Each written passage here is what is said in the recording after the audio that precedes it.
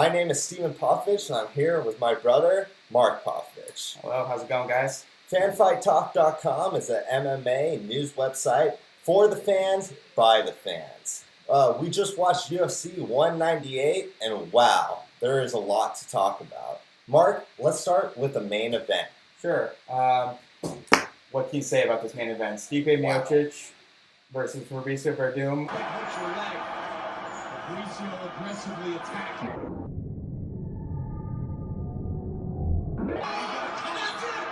He went into Brazil and knocked out the champion and gained the title. When it happened, I was speechless. Backwards pedaling right hook that just knocked Fabricio Verdum unconscious. As a challenger, non-Brazilian, to go into Brazil and win the title is very impressive. He was a big underdog in the fight. One of the things we've talked about many times is that Brazil is such a unique venue because not only the energy, the numbers, they're renting out huge stadiums every single time they're there. And the home field advantage is significant. Mm-hmm. The energy you can truly feel through the television. You heard it during the Shogun fight. You obviously heard it during the Verdum fight. The short amount of time it lasted. But, in order to go there, it truly is a battleground. So that's a truly impressive, especially backing away when the momentum was against them. Yeah, I think they sold this card out in less than 48 hours. And they sent 40,000 fans generally unhappy back home because no one expected this to happen. I didn't expect this to happen. I was putting Verdum up there with some of the best heavyweights of all time. And Stipe Miocic just brought that to a screeching halt. Wow. What's going to be funny now is having Mike Goldberg and some of the ESPN analysts try to pronounce Stipe Miocic's last name. And I'm going to do a running count on how many different variations I hear, because with Jan Jacek, you hear 20 different pronunciations, so it's going to be pretty funny. And also on a side note, this is Cleveland's first championship. Good job, Cleveland! Yeah, Cleveland. I don't think they've won a championship since the 60s when the Cleveland Indians won, so, Stipe brought it home for Cleveland tonight. So LeBron can lose to the Warriors now, and that'll be their one championship for the year. Anyway, moving on. Do you want to talk about, unless you have something else to say about the main event? No, it's one of the reasons why we love this sport so much is that, any fight can change at any moment. But Verdum was an extreme favorite in this fight. But obviously, there's a fighter chance, and the fight can change at any second. That's for sure. So the co-main event was Vitor Belfort, Steven's boy, versus Jacare Souza. And how did that fight go, Steven? Not too well. Osiris Maya right on top of the action. Hit is all over. Jacare Souza by TKO. For me, I'd say Vitor has been in my top 2 or 3 for the past better part of a half decade. Top 2 or 3 what? Fighters? Top 2 or 3 fighters of all time. Your favorite fighters or in that division? And no, probably one of my favorite fighters of all time. I'd give him the top 2 or 3. Not only his resume, what he's done for the sport, how dedicated he is, not only from before the fights, on how he cuts weight. No one cuts weight more devoted than Vitor, and when he gets in there. But the one thing about Vitor Belfort you can tell is, you look at a lot of fighters when they walk out, and some wear their heart on the sleeves, and I think Vitor did. He was unsettled. He was a little out of place, even though it was his home turf. He didn't seem like he was in his element or in his prime. We were talking about his endurance, and unfortunately we didn't see a full spectrum of that, but it was obviously a main factor of this fight. I think the deciding factor in this fight was getting cut early. He had to deal with the blood in his eyes. Jacare being a much bigger fighter than him. And Jacare didn't have that much trouble getting him down to the floor. And when you're playing a ground game with Jacare, I don't care who you are, you're probably going to lose. And that's kind of what happened. I don't think Vitor's done by any means. I still think he's got a lot left in the tank. I just think he faced a buzzsaw tonight in Jacare Souza.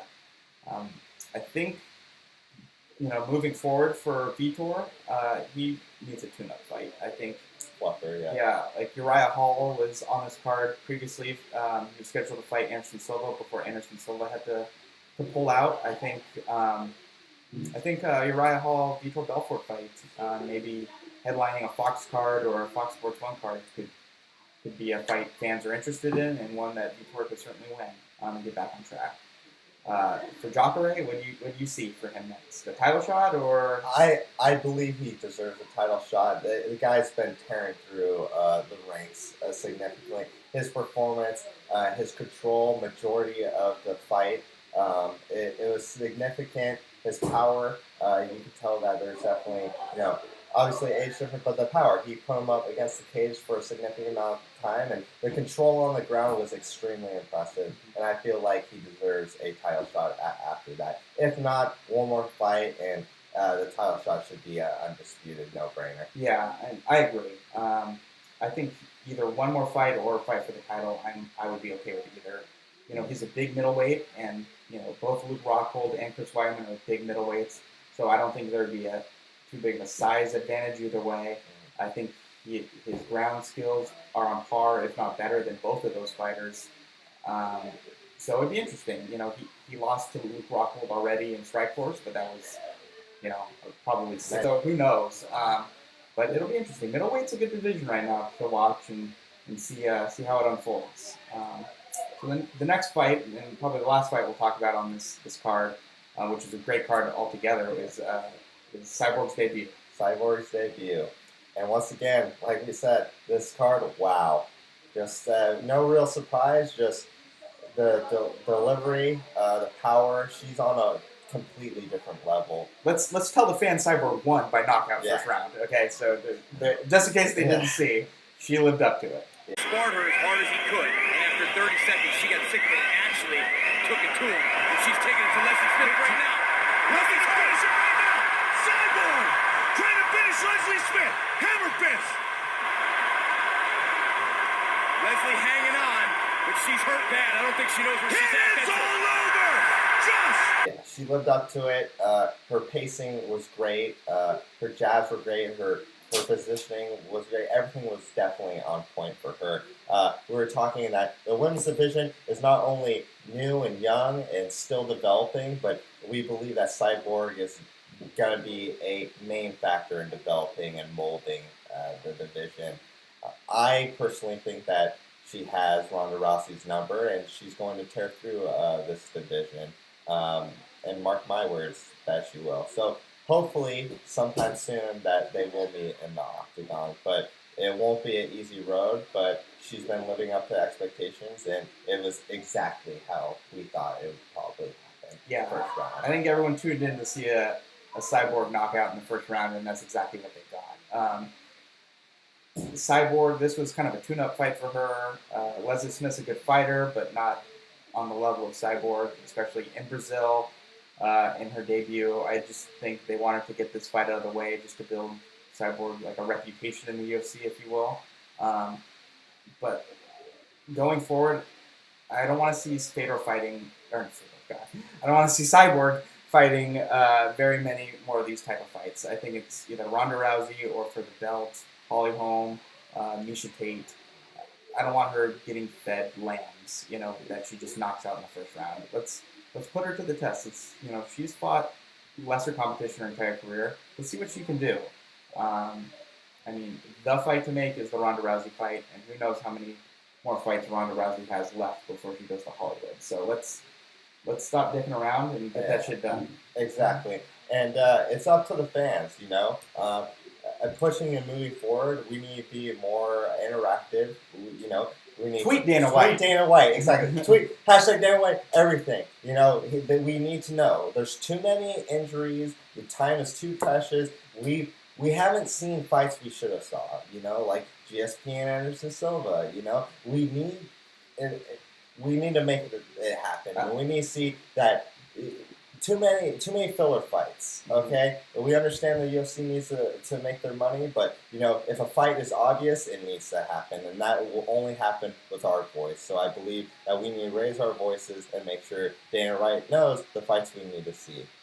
Enough said. I agree. Moving on, let's talk about the UFC for sale.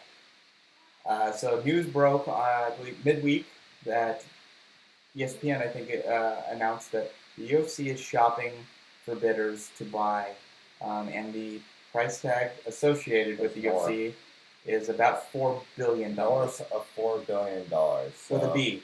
With a Billion. Billion. Two things. Dana White's come out with in some radio interviews saying that these reports are false, they're not true, the UFC is not trying to sell. Do you believe him?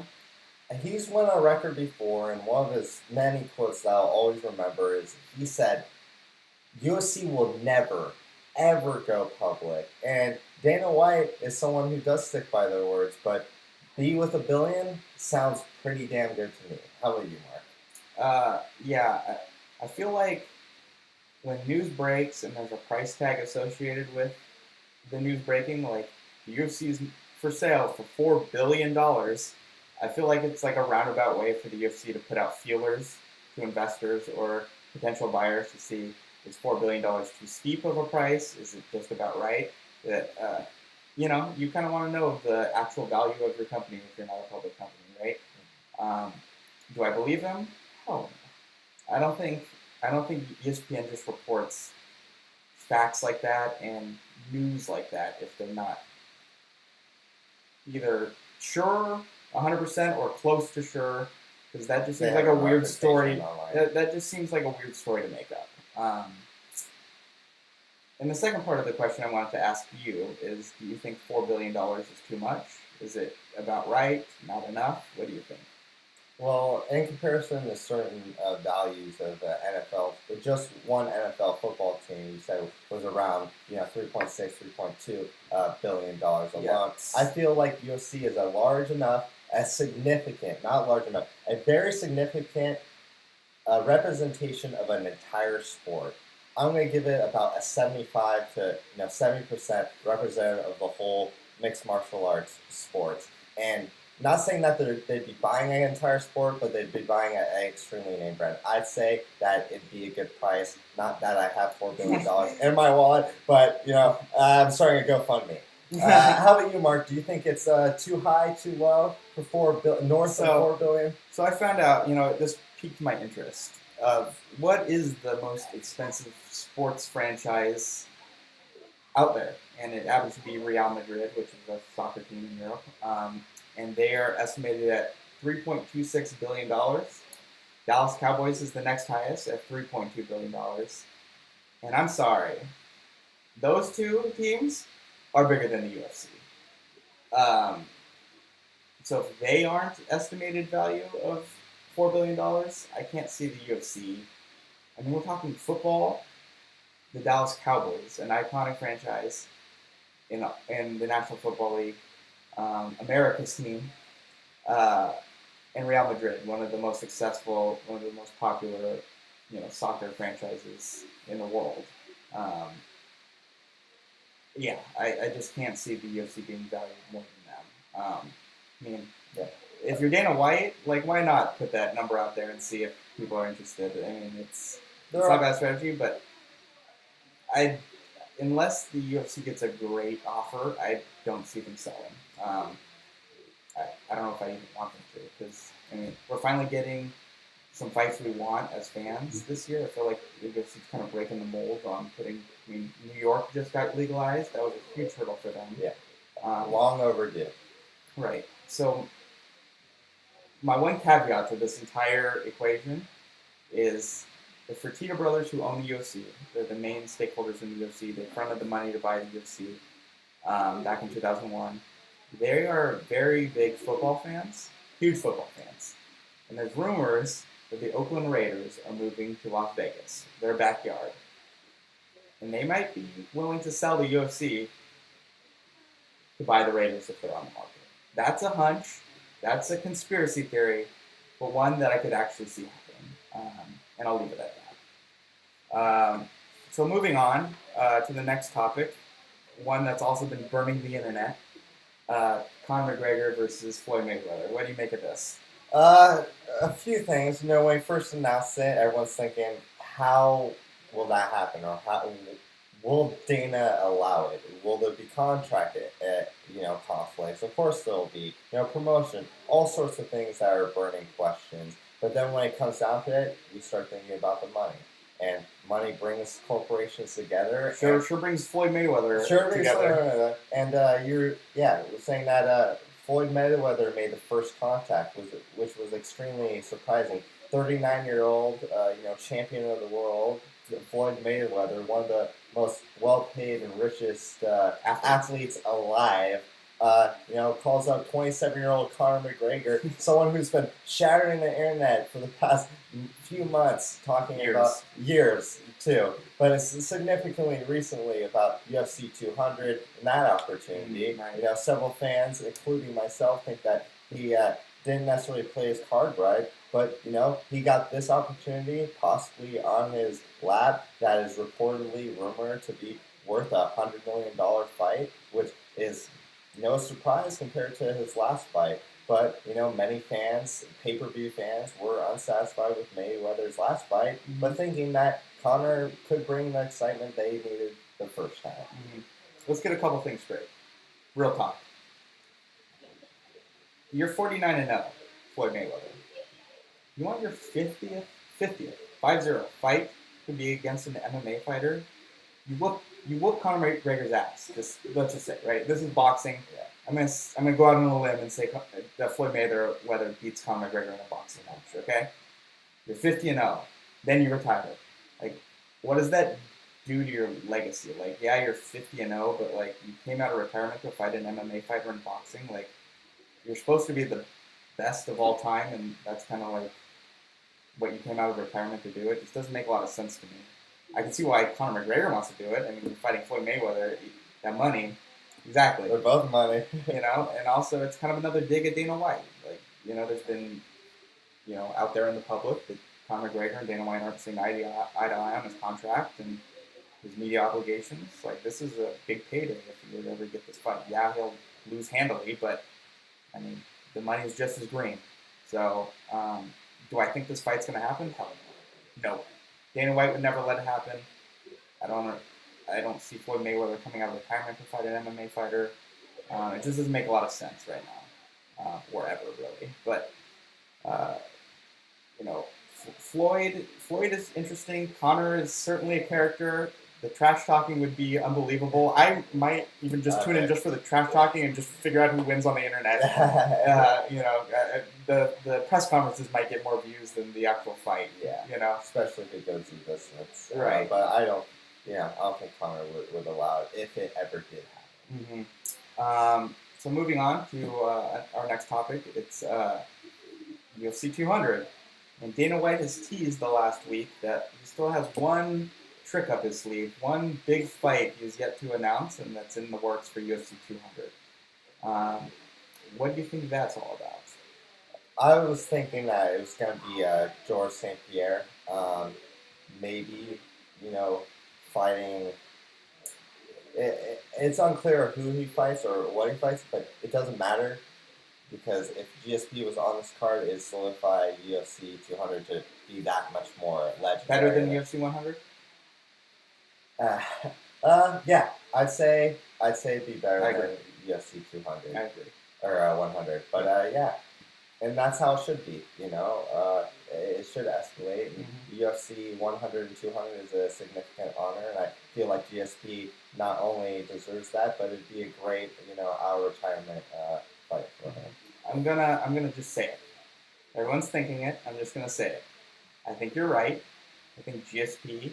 He's in negotiations with GSP, and since Anderson Silva pulled out of this card, and his recovery time. I think that pretty much covers it all for now. We're going to try to do this podcast once a month. Yeah, so thank you for joining us for our very first podcast. My name is Steven Popovich, here with my brother, Mark Popovich, talking to you out of a podcast from San Jose, California. Thank you for joining us, and have a great fight.